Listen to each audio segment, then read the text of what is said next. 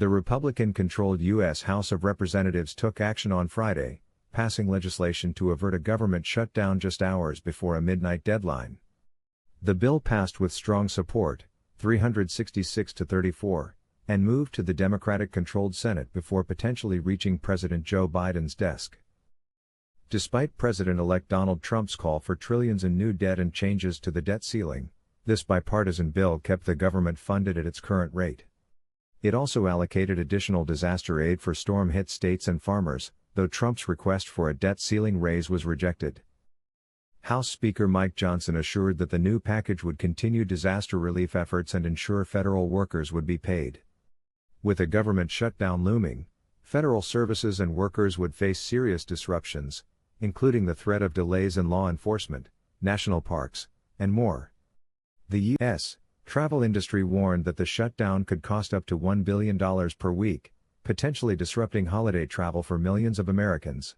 Hungarian Prime Minister Viktor Orbán defended his country's decision to grant asylum to former Polish Deputy Justice Minister Marcin Romanowski, who is under investigation for misuse of public funds. Orbán emphasized that the asylum process followed thorough procedures and legal standards. Romanowski, who denies the accusations, was released from detention earlier this year after a European Rights Assembly granted him immunity. Hungary's decision to offer him asylum has sparked tension with Poland, with Warsaw accusing Hungary of a hostile act and violating European Union principles. Orbán, however, suggested that Romanowski's case may not be the last asylum request from Polish figures, as he criticized Poland's current government for political motivations in prosecuting former officials. This latest development underscores the growing rift between Hungary and Poland, both once close allies, as tensions over rule of law and political rivalries continue to escalate.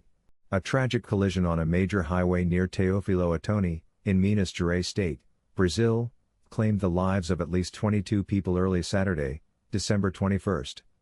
A packed bus, carrying 45 passengers, suffered a tire blowout, causing the driver to lose control and crash into an oncoming truck loaded with tiles. The crash caused the bus to burst into flames. Firefighters worked tirelessly to rescue 13 survivors from the wreckage, and 3 occupants of a car that collided with the truck were also pulled to safety. However, the bus was heavily charred, and 22 bodies were recovered by firefighters. The rescue operation continues, as additional victims remain trapped in another part of the bus.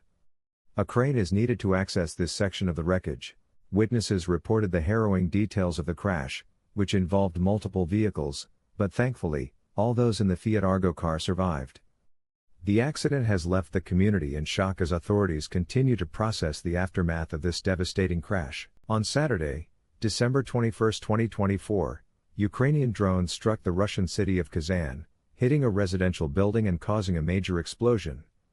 Eyewitness footage captured the moment of impact, showing the drone colliding with the building, followed by a large fireball. The attack took place between 7:40 a.m. and 9:20 a.m. local time, with 3 waves of drones targeting the city. While no casualties have been reported, local authorities have cancelled all planned mass events and are offering temporary housing to evacuees. The Kazan airport temporarily halted all flights, and restrictions were imposed at 2 other airports in nearby cities. The explosion and its aftermath, including ambulances on the streets and extensive fire damage, have left the city shaken. In Taipei, a 90-year-old weightlifter is challenging age-related fitness stereotypes. Cheng Chen Chin-Mei participated in a weightlifting competition for seniors, aged 70 and above, where she lifted a 35 kg bar with ease. Surrounded by her family, Cheng Chen proudly demonstrated the power of staying active, despite being diagnosed with Parkinson's disease.